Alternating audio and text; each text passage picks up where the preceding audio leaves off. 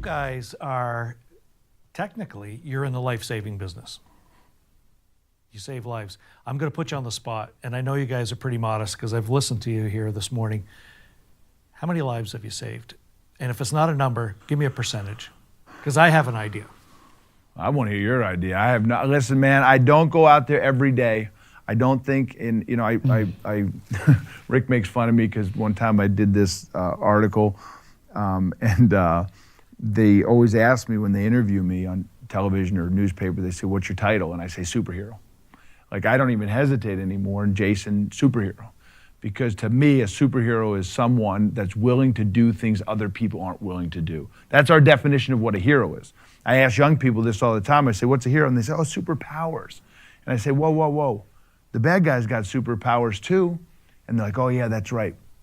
And if you watch the movies, you'll find that superheroes are just willing to do things other people aren't willing to do. And so I had this one self-proclaimed article where the author wrote in there, self-proclaimed superhero. So it's, but I look at it as a hero as just someone that's willing. I left my career, Jay, a couple years ago in the railroad industry and didn't go back after almost 17 years because I felt the impact that we were having on kids.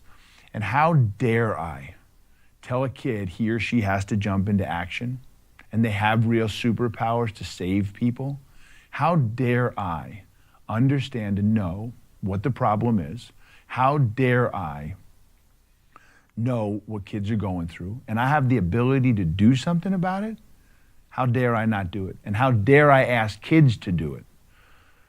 That's what makes a superhero. So do I keep track of how many lives maybe we've saved? No, it doesn't matter.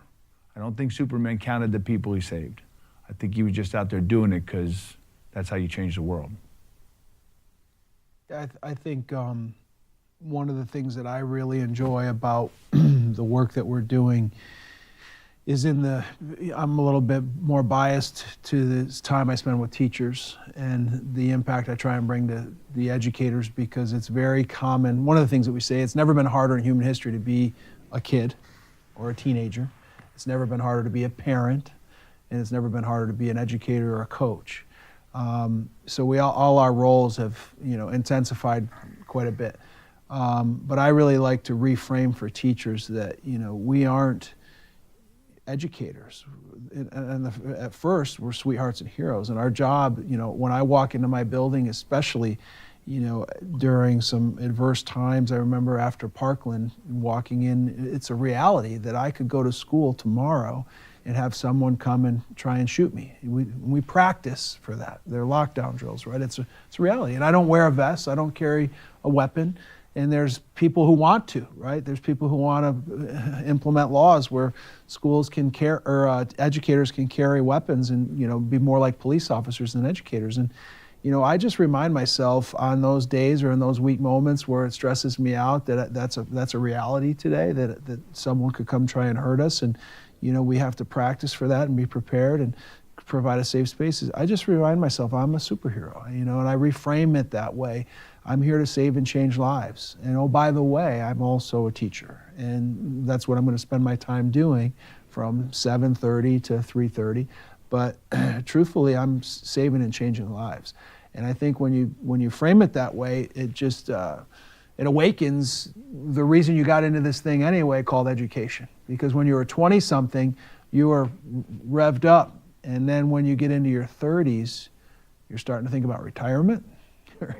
You're wondering if this is for you, and then by your 40s, you're disgruntled, and in some cases, abusive. I mean, I think sarcasm is a form of abuse. I think when you kick a kid out of class, that's a form of abuse.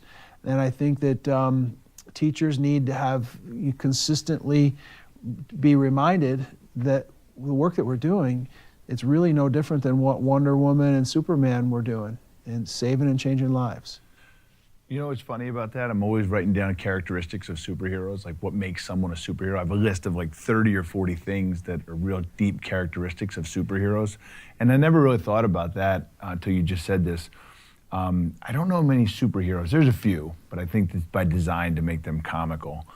But there's not too many that are sarcastic.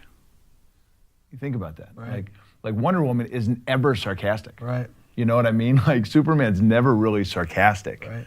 You know, they're not sarcastic people. And you're right, that's one of the characteristics, I think, that makes someone a superhero, and especially a teacher, because I see that all the time. Like, it's really easy for a teacher to let their guard down because they've been beat down, you know, especially by parents. And I'm not defending teachers over parents. I'm a parent. Like, I'm not a trained teacher. I'm a parent. And I always tell parents to their faces, I say, well, I tell teachers first, I say, be very careful. I say, you know, mama bears, they eat humans alive that mess with their cubs. I said, don't forget that. I said, don't ever forget that they'll eat you alive.